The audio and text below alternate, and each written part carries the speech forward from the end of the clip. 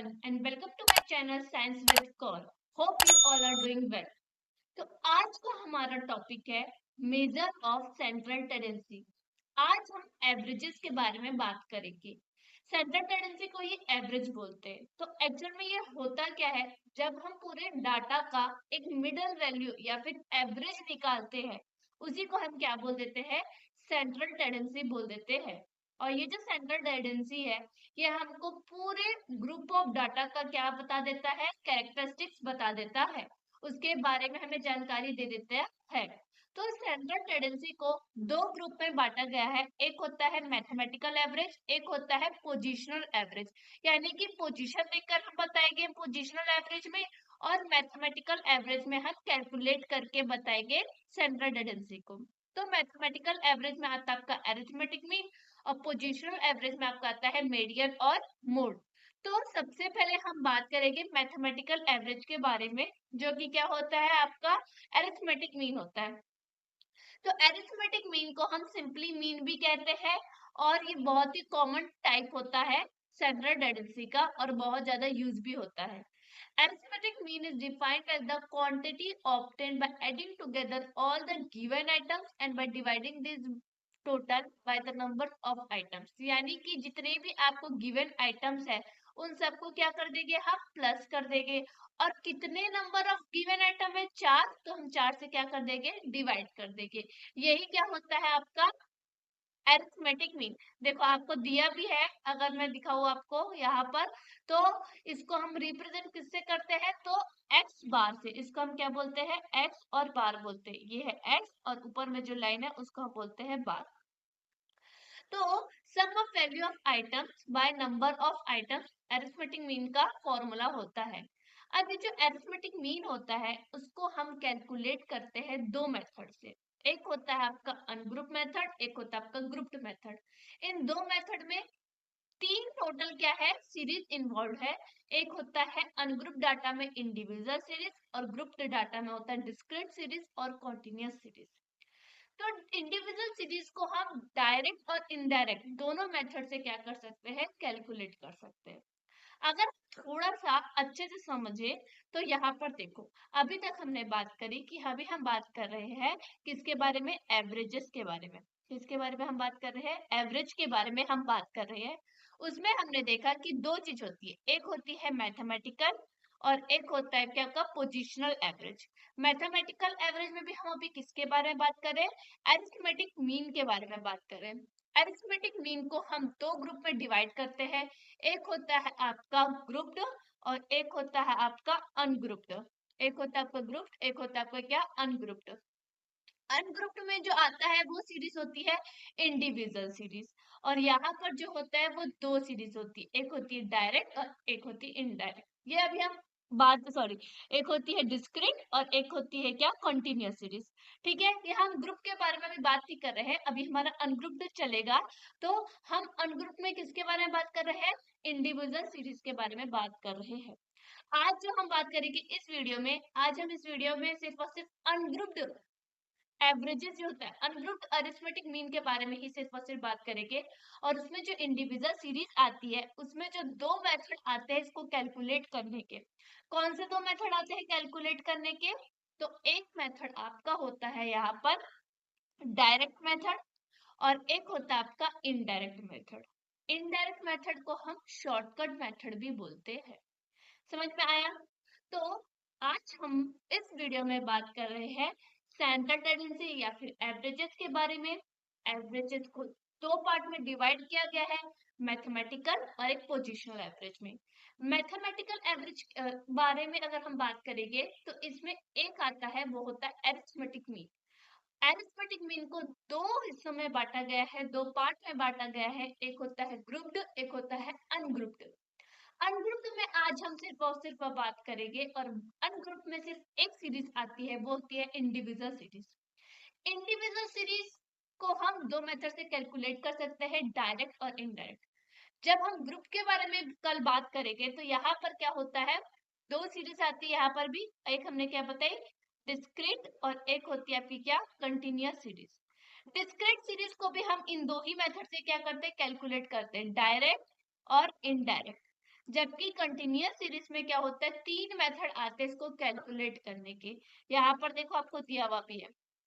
Continuous series को हम direct, indirect और स्टेप डेविएशन मेथड से कैलकुलेट करते हैं, जबकि इंडिविजुअल सीरीज को और डिस्क्रीट सीरीज को हम ये दो ही मेथड से क्या करते हैं, कैलकुलेट करते हैं, डायरेक्ट और इनडायरेक्ट। ठीक है, तो आज हम अनग्रुप्ड वाले में। तो अरिथमेटिक मीन का जो पहला सीरीज है वो कौन सा है, इंडिविजुअल सीरीज है। ये ग्रुप पहला है अनग्रुप, और उसमें जो सीरीज है वो कौन सी है, इंडिविजुअल सीरीज है। इंडिविजुअल सीरीज को हम किस तरीके से कैलकुलेट कर सकते हैं, तो इसको हम दो मेथड से कैलकुलेट कर सकते हैं, डायरेक्ट या फिर इनडायरेक्ट। इनडायरेक्ट मेथड को ही हम शॉर्टकट मेथड भी बोलते हैं, तो कंफ्यूज होने की जरूरत बिल्कुल भी नहीं है। तो सबसे पहले आज हम जिसके बारे में बात करेंगे वो हमारा यही रहेगा टॉपिक, इंडिविजुअल सीरीज। तो इंडिविजुअल सीरीज में आप क्वेश्चंस अगर सॉल्व करके चलेंगे तो बहुत इजी पड़ेगा, और एग्जाम टाइम में भी आपका अच्छे से प्रैक्टिस रहेगा और समझ में भी इजीली आएगा। तो देखो चलो हम इंडिविजुअल सीरीज का एक जो क्वेश्चन है उसको देख लेते हैं। सबसे इजी है, जो हमारा अरिथमेटिक मीन का फॉर्मूला होगा, x bar sum of total numbers of item, no sorry, sum of all the items divided by total numbers of item। वो ही डायरेक्ट मेथड ऑफ कैलकुलेशन है इंडिविजुअल सीरीज का। देखिए आपको एक क्वेश्चन दिया है कि रोल नंबर है 10 तक, 10 बच्चों के रोल नंबर है 1 2 3 4 5 6 7 8 9 10। हर 10 बच्चों के मार्क्स भी दिए गए हैं कि रोल नंबर 1 का मार्क्स 33 है, रोल नंबर 2 का मार्क्स 35 है, और रोल नंबर 3 का मार्क्स 44 है। दिया हुआ है पूरा ऐसे लाइन से। अब हमको क्या करना है, इसको क्वेश्चन में आपको दिया रहेगा, calculate the mean by using the individual series of arithmetic mean. तो हम अरिथमेटिक मीन का इंडिविजुअल सीरीज कैलकुलेट कर रहे हैं, तो हमको क्या करना है, कौन सा फॉर्मूला यूज करना है, x bar is equal to sum of value of n item divided by total number of item. हमेशा याद रखना इसको हम बोलते हैं एक्स बार। क्या बोलते हैं, एक्स बार। ये किसको रिप्रेजेंट करता है, मीन को रिप्रेजेंट करता है, ये मीन का सिंबल होता है, ये जो मीन है उसका सिंबल ही क्या है, एक्स बार है। अब ये जो है इसको हम क्या बोलते हैं, सम ऑफ, इसको हम क्या बोलते हैं, सम ऑफ बोलते हैं। और एक्स हमारा क्या हो जाएगा, number of value of n item, value of n item, और एन क्या हो जाएगा, number of n item. Value of n item यानी कि ये सब, नंबर ऑफ एन आइटम यानी कि 1 2 3 4 5 6 7 ऐसे, समझ गए। तो डायरेक्ट मेथड का फॉर्मूला बहुत इजी है। हम क्या कर देंगे, सारी जो वैल्यूज है एक्स मार्क में उसको हम क्या कर लेंगे, ऐड कर लेंगे, और इस तरीके से हम क्या कर लेंगे, सम ऑफ एक्स के क्या निकाल लेंगे, वैल्यू निकाल लेंगे। तो हमको क्या करना पड़ेगा, इन सबको पहले प्लस करना पड़ेगा, 33 35 44 41 45 सबको प्लस करना पड़ेगा, और फिर इसको डिवाइड कर लेंगे। जब ये वैल्यू आएगी, जब ये वैल्यू आएगी तब हम इसको क्या कर लेंगे, डिवाइड कर लेंगे, किससे, by the number of observation. Number of observation यानी कि 1, टोटल कितने नंबर ऑफ ऑब्जर्वेशन है, 10 है, तो हम इसको 10 से डिवाइड कर देंगे। तो चलो हम क्या करते हैं, सॉल्यूशन जब करते हैं तो ऐसे ही एक टेबल बना लेते हैं, वहां पर हमारा जो रोल नंबर या फिर जो भी आपका दिया था उसको हम क्या कर लेंगे, एक तरफ अरेंज कर लेंगे, और जो मार्क्स एक्स की वैल्यू दी गई थी उसको हम एक तरफ अरेंज कर लेंगे।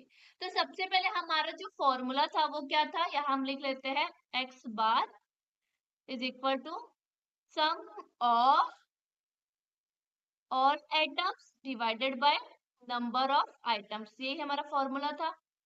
अब हमको क्या करना है, सबसे पहले ये वैल्यू निकालनी है, और ये वैल्यू हम कैसे निकालेंगे, जब हम पूरे मार्क्स को प्लस कर लेंगे। तो मार्क्स को प्लस करेंगे तो आंसर 44 आएगा, तो सॉरी 400 आएगा। तो यहाँ पर हम क्या लिख लेंगे, 400 लिख लेंगे। अब एन, एन को जब हम देखेंगे तो टोटल नंबर ऑफ आइटम कितने हैं, 10 है, तो हम इसको 10 से डिवाइड कर देंगे, एकदम इजी है। तो एकदम इजी में आंसर क्या जाएगा, 0 0 कट गया, और एक्स बार यानी कि आपका मीन की वैल्यू कितनी आ गई, 4040। क्या आ गया, 4040, जहां पर एक्स बार किसको बता रहा है, अरिथमेटिक मीन को बता रहा है, यानी कि 40 मार्क्स आपका क्या आ गया, आंसर आ गया। बहुत इजी था, इससे ज्यादा इजी आपको मीन, अरिथमेटिक मीन में कोई भी सीरीज का फॉर्मूला नहीं मिलेगा। इंडिविजुअल सीरीज का डायरेक्ट मेथड सबसे इजी होता है, समझ गए? तो अभी हमने इंडिविजुअल सीरीज का कौन सा मेथड देखा, डायरेक्ट मेथड देख लिया है। अब हम इंडिविजुअल सीरीज की कौन से बारे में बात करेंगे, कौन से मेथड के बारे में बात करेंगे, तो इनडायरेक्ट मेथड के बारे में हम बात करेंगे। इनडायरेक्ट मेथड को हम और कौन सा मेथड बोलते हैं, शॉर्टकट मेथड बोलते हैं। इनडायरेक्ट मेथड को हम शॉर्टकट मेथड भी बोलते हैं, यहाँ पर लिखा हुआ है। इसमें हमको थोड़ा सा क्या है, अब जैसे जैसे हम स्टेप आगे बढ़ेंगे थोड़ा थोड़ा सा कैलकुलेशन हार्ड होता जाएगा, लेकिन मैं आपको इजी वे में उसको कैलकुलेट करना बताऊंगी और इजी वे में समझाने की कोशिश करूंगी।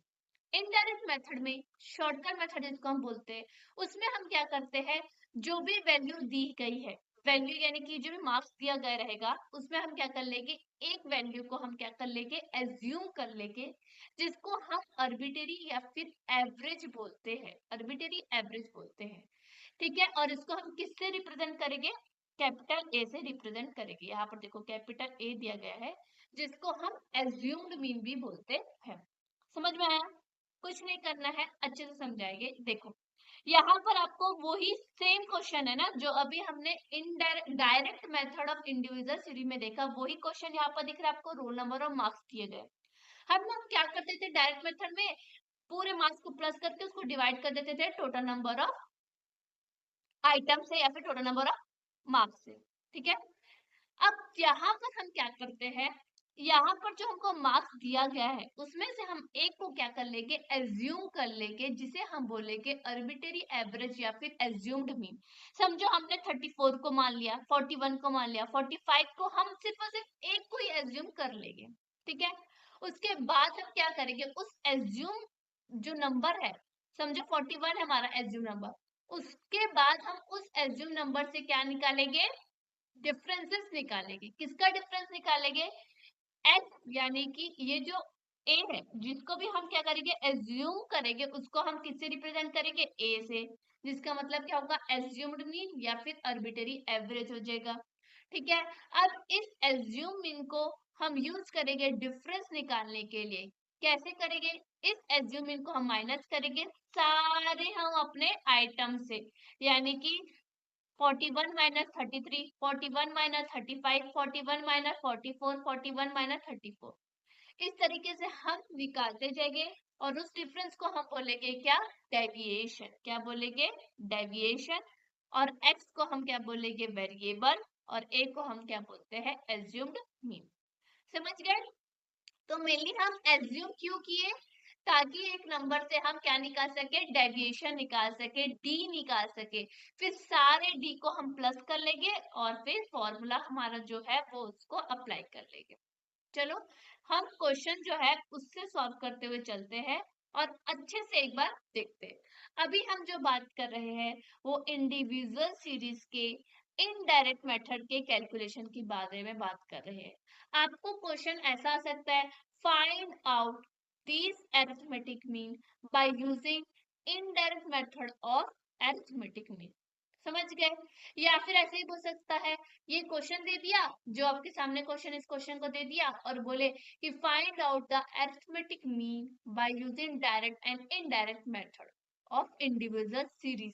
ठीक है, तो निकालना पड़ेगा।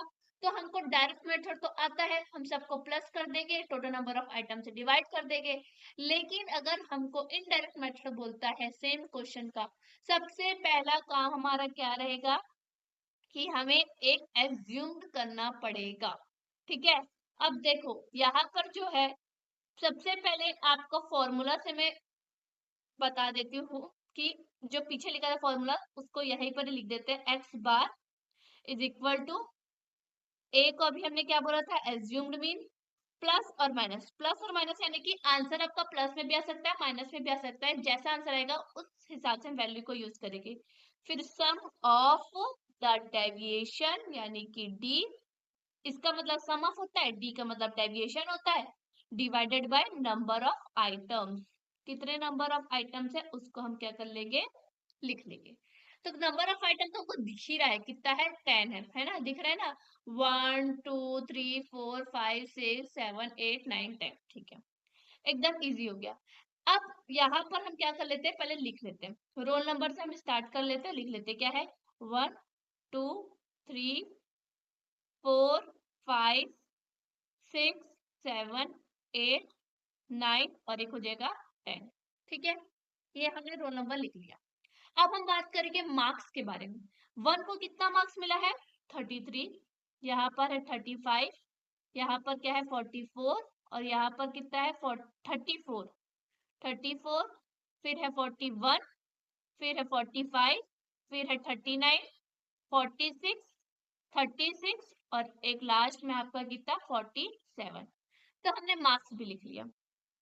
अब हम क्या करेंगे, एज्यूम्ड करेंगे मीन, यानी कि ए को अगर हम देखेंगे तो ए जो होगा हमारा वो क्या होगा, हम किसको मान लेते हैं, हमेशा याद रखना बीच वाले को ही हम देखते हैं, ठीक है, जैसे कि 45 है हमारा बीच वाला, उसी को हम देखते हैं, एकदम ऊपर वाला आपको एज्यूम नहीं करना, एकदम नीचे वाला आपको एज्यूम नहीं करना, आजू बाजू वाले एज्यूम नहीं करना है, सिर्फ और सिर्फ मिडल वैल्यू वाले एज्यूम करने। ये 3 नंबर में से आप कोई से भी क्या कर सकते हैं, एज्यूम कर सकते हो, इन 3 नंबर में से कोई सा भी एज्यूम कर सकते हो। मैं जो कर रही हूँ वो 45 को यानी कि ये वाले को एज्यूम कर रहे हैं, और एज्यूम्ड मीन बोला है ना, तो हम ये जो वैल्यू ऑफ आइटम दिया है उसमें से हम क्या करेंगे, एज्यूम करेंगे, ना कि नंबर ऑफ आइटम्स एज्यूम करेंगे, ठीक है। तो 45 को हमने एज्यूम कर लिया। अब हमारा एज्यूमिंग क्या था, 45 हो गया, यहाँ पर हम लिख लेंगे ये हमने क्या किया है, 45 एज्यूम किया है। अब हमको क्या निकालना है, डी को कैलकुलेट करना है और यहाँ पर लिख लेना है। तो डी को कैलकुलेट करना है। अब डी का जो फॉर्मूला होता है वो क्या होता है, हमको पता है कि x माइनस एज्यूम, एज्यूम हमारा क्या है 45 है, तो x माइनस एज्यूम हमेशा याद रखना, एज्यूम्ड माइनस x नहीं होता है, x माइनस एज्यूम्ड होता है, यानी कि हमको 33 को माइनस करना पड़ेगा किससे, 45 से, तब हमारा d आएगा, और d यहाँ पर फिर क्या आ जाएगा उस हिसाब से -12, यहाँ पर आएगा -10, यहाँ पर आ जाएगा -1, यहाँ पर आ जाएगा क्या -11 और यहाँ पर आपका आ जाएगा क्या -4। अब देखो 45 और -45 करेंगे तो आंसर कितना आ जाएगा, 0 आ जाएगा, ठीक है। ऐसे ही 39 में से अगर हम अब 45 को माइनस करेंगे तो कितना आएगा, देखो यहाँ पर माइनस की वैल्यू कैसे आई, तो 33 माइनस 45 करेंगे तो 12 बचेगा, और प्लस और माइनस बड़े नंबर की साइन कौन सी है, माइनस की है, इसीलिए माइनस माइनस आ रहा है।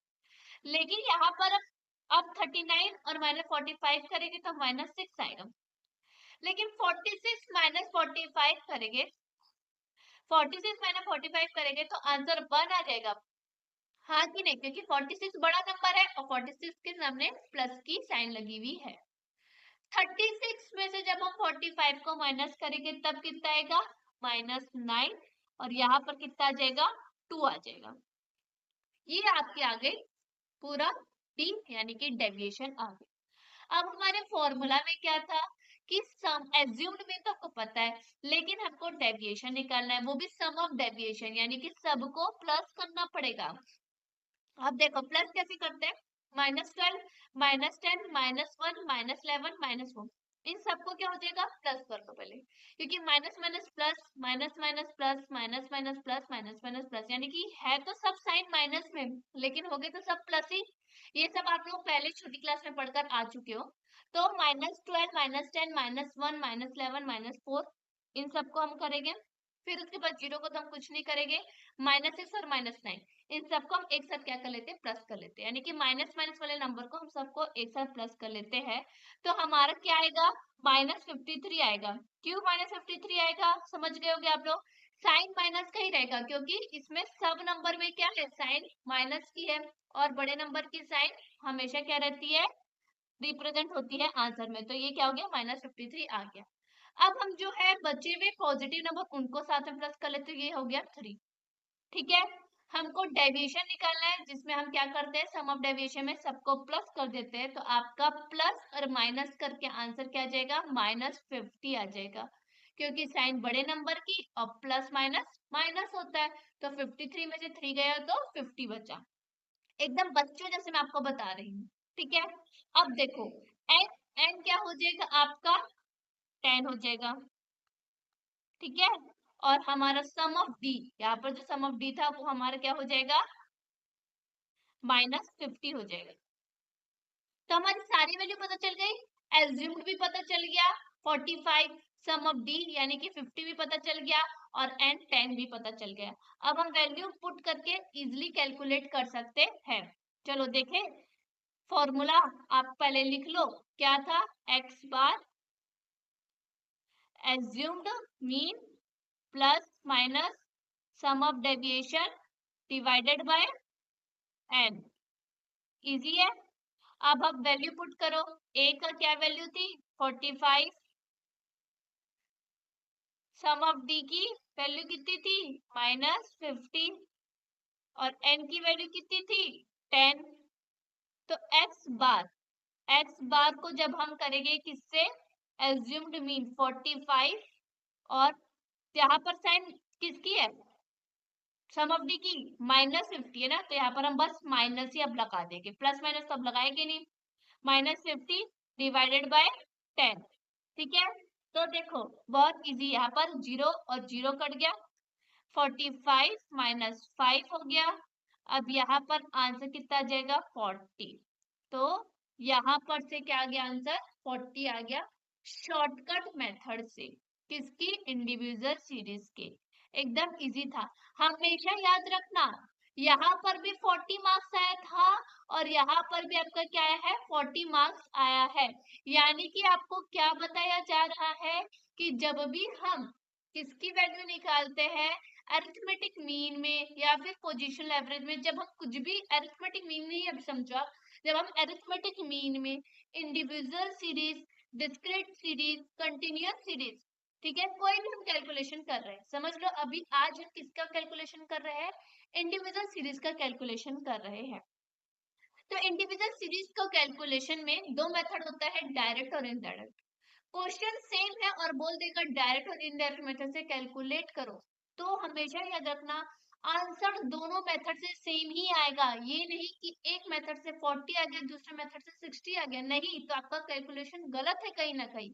दोनों ही मेथड से, जैसे अभी हमने यहाँ पर किया था कि जब हम डायरेक्ट मेथड से किए तब भी 40 मार्क्स आया, और जब हम इनडायरेक्ट मेथड से किए आपका तब भी कितना आया 40 ही आया ना। ये देखो यहाँ पर भी क्या आया 40 ही मार्क्स आया, ठीक है। तो इस तरीके से कैलकुलेशन हमेशा सेम रहेगा, ये नहीं कि कैलकुलेशन बदल जाएगा, समझे। आंसर दोनों ही मेथड से सेम आएगा। अब जब हम क्या करेंगे, नेक्स्ट हमारा जो रहेगा वो कौन सा रहेगा, अरिथमेटिक मीन का ही हम किसके बारे में बात करेंगे, ग्रुप के बारे में बात करेंगे, डिस्क्रीट सीरीज के बारे में हम बात करेंगे। तो जब हम डिस्क्रीट सीरीज के बारे में बात करेंगे, इसको भी हम डायरेक्ट और इनडायरेक्ट मेथड से कैलकुलेट करेंगे। डिस्क्रीट सीरीज का अलग क्वेश्चन दिया रहेगा, उसमें भी आपको वही क्वेश्चन पूछेगा कि calculate this arithmetic mean by using the discrete series of direct and indirect method, या फिर डिस्क्रीट सीरीज से कैलकुलेट करो बोल देगा, तो दोनों मेथड से कैलकुलेट करना पड़ेगा, और दोनों ही मेथड से आंसर सेम आएगा।